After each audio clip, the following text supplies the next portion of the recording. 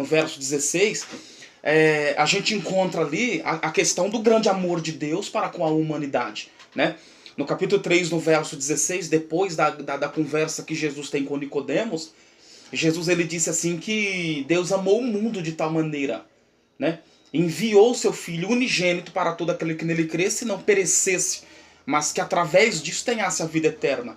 Então, assim, uma coisa é as pessoas não acreditarem no Jesus, no Jesus divino, né? Uma coisa é as pessoas não acreditar no Jesus divino, até porque são diversas questões acerca de Jesus o divino e que colocam em pauta como descredibilidade, digamos assim, ao ponto dessas pessoas não derem voto, né, a essa grande verdade que Jesus é Deus. Então, assim, eu quero que você entenda, as pessoas não acreditarem, os ateus, os agnósticos, os espíritas, aqueles que frequentam o centro de Umbanda, Quimbanda, Candomblé, né? Essas pessoas que frequentam esses tipos de lugares, se elas não acreditarem no Jesus, Deus, é uma coisa. Agora, deixarem de acreditar em Jesus, o homem, já é outra história, tá? Até porque a questão aqui não é nem Bíblia, não é nem Bíblia. Porque assim, Jesus homem, né? Ele foi exposto por diversas pessoas. O Jesus homem, eu estou dizendo, ele foi exposto por diversas pessoas. Crentes, não crentes. Flávio Josefo, que viveu no século I, né? Um dos grandes historiadores hoje, até nos nossos púlpitos hoje, é citado Flávio Josefo. Então, assim, Flávio Josefo, outros grandes pensadores, outros grandes homens que falaram da existência de Jesus homem. Então, assim, de fato Jesus existiu. E nós acreditamos, nós que somos cristãos, que acreditamos plenamente na Bíblia, a gente acredita que Jesus, além de Jesus homem, além da existência de Jesus o homem, nós acreditamos também de que existiu Jesus o Deus. Daí vem a expressão Jesus Cristo, né? A palavra Cristo significa rei ungido, né? A palavra Cristo aponta para a sua divindade. Então, assim, não acreditar que Jesus era Deus é uma coisa. Isso é, para mim, até aceitável, porque vai de cada um, é de acordo com a fé de cada um, é de acordo com a crença de cada um. Agora, falar para mim que Jesus o homem, filho de José e Maria, não existiu, eu estou me referindo aqui ao Jesus histórico, né?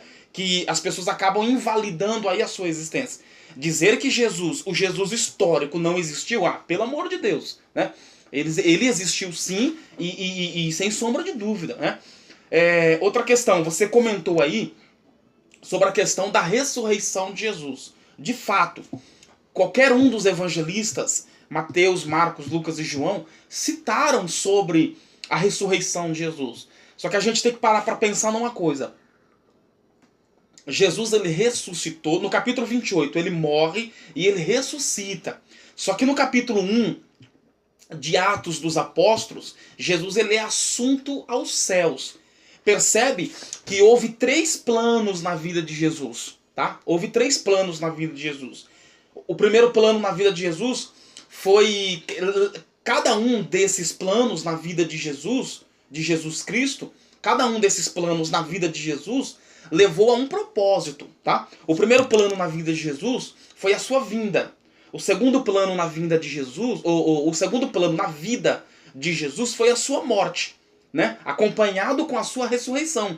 E o terceiro plano na vida de Jesus foi quando Jesus foi assunto aos céus, quando ele é enviado aos céus, ou quando ele volta ao seu lugar de origem, que é os céus.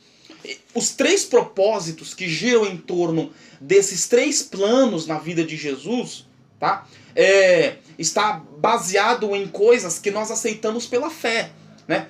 Está baseado em coisas que está escrito na Bíblia, na palavra de Deus, tá? O primeiro propósito de Jesus, baseado na sua vinda, é a questão da salvação de toda a humanidade. É a questão da salvação de todos os seres humanos. O segundo propósito na vida de Jesus no que se diz respeito à sua morte e ressurreição, é apenas para a comprovação do seu poder como Deus. Ele morre e pelo seu próprio poder ele ressuscita. Então isso prova e comprova, né, o lado divino de Jesus e o seu poderio entre os homens. O terceiro propósito na vida de Jesus, no que se diz respeito à sua ascensão, é simplesmente a garantia que nós temos, que isso saiu da própria boca dele mesmo, né, antes de morrer, quando ele disse que ele prepararia um lugar para a gente, e onde ele estivesse, nós também estaríamos. Então, o terceiro propósito na vida de Jesus, que é baseado em Atos capítulo 1, que é a sua ascensão, simplesmente descreve o cumprimento de uma profecia de que nós, os salvos em Cristo, estaria morando para sempre com ele, né? Lembra da questão do arrebatamento que Paulo escreve à igreja de Tessalônica, no capítulo 4, no verso 16, quando ele disse que o mesmo Senhor desceria do céu com alarido, com voz de arcanjo, né? E ao soar da trombeta, nós seremos arrebatados, né? Os que morreram em Cristo ressuscitaria primeiro.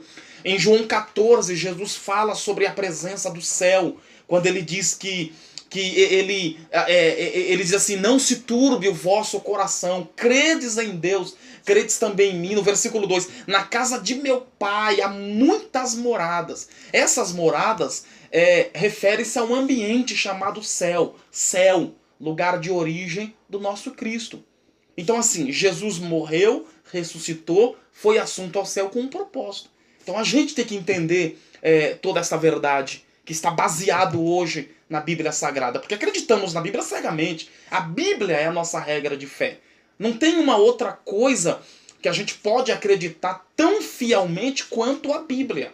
A Bíblia, ela é a palavra de Deus, é exatamente a ponte. Jesus é o caminho que leva para o céu, mas a ponte que leva a Deus é a sua palavra. Então, nós não podemos deixar de aceitar isso, né? E é exatamente isso que nós temos que falar, é exatamente isso que nós temos